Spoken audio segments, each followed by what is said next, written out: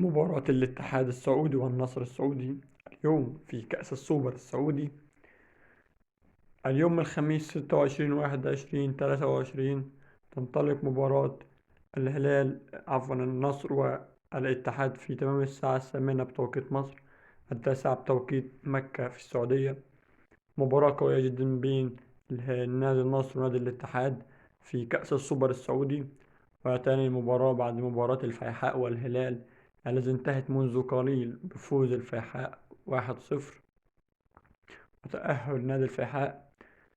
ننتظر اليوم الفائز مباراة الاتحاد والنصر في تمام الساعة 8 تنطلق المباراة. كل التوفيق لنادي النصر بمشاركة كريستيانو رونالدو، وإن شاء الله يسجل اليوم طبعا قدام الاتحاد السعودي المدجج بالنجوم، أهمهم النجمين المصريين أحمد حجازي